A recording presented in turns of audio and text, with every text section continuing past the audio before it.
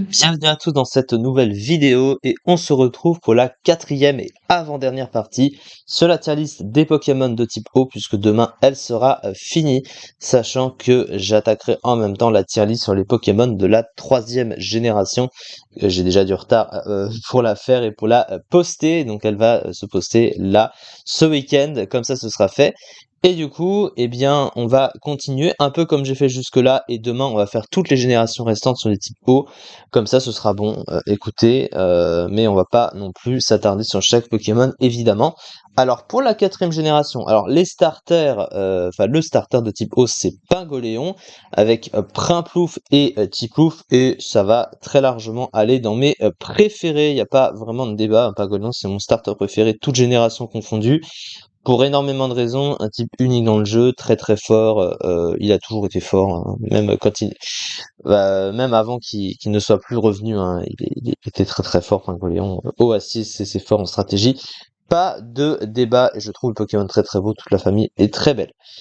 Castorno, alors Castorno, bon, on va pas non plus perdre 3 heures là-dessus. Évidemment, c'est un Pokémon moche, hein. Stratégiquement, alors malgré le troll de Lunatic ou de Sainte, qui sont des talents excellents, mais bon, sur un Pokémon de merde, voilà. Alors après, son type, offensivement, est pas énormément résisté non plus, mais bon, c'est pas un type ouf non plus. Et à côté de ça, le Pokémon des stats de merde. Donc du coup, voilà, hein, c'est bof aux F, ça n'ira pas plus haut. Mustéboué et Mustéflotte. Alors, c'est des Pokémon que je trouve très beaux. Mustéflotte est très stylé, il se combotte très bien avec la loutre, hein, donc Mustébo et Mustéflotte c'est le même design, donc ça va ensemble. Et ils sont très beaux tous les deux.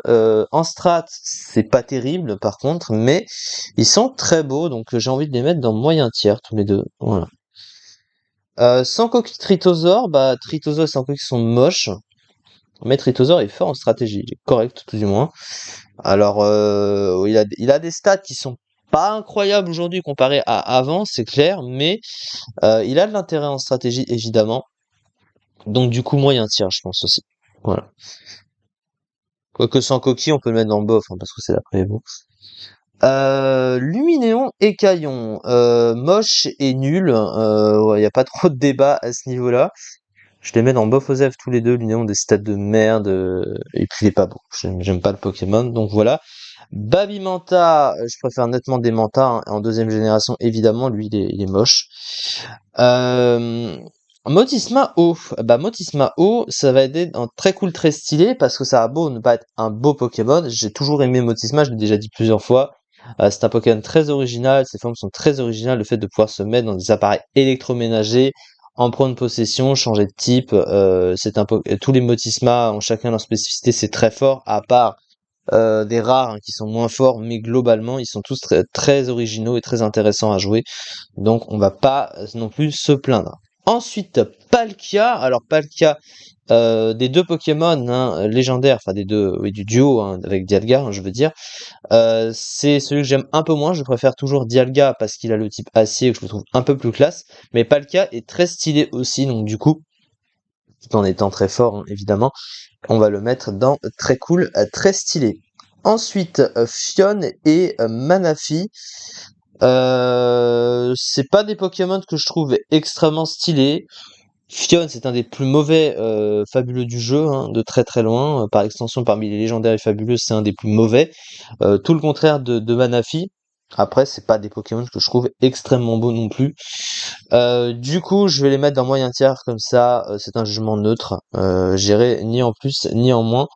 Mais on peut pas dire qu'il soit si dégueulasse sur certains points non plus. On va dire sur le design pour Fion, hein, évidemment, mais voilà, ça n'ira pas plus.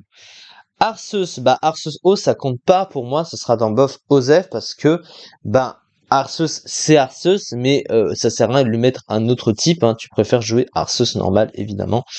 Voilà, donc du coup, c'est ça, donc on a fini avec la quatrième génération, donc du coup, on va s'arrêter pour cette fois, alors ce fut assez court, mais vous en faites pas, puisque demain, eh bien, nous finirons tout ce qu'il reste là, vous voyez toute la liste, donc ça le compensera largement. En tout cas, c'est ça pour cette vidéo. Merci pour m'avoir suivi pour la suite de cette tier list et à très vite pour la suite.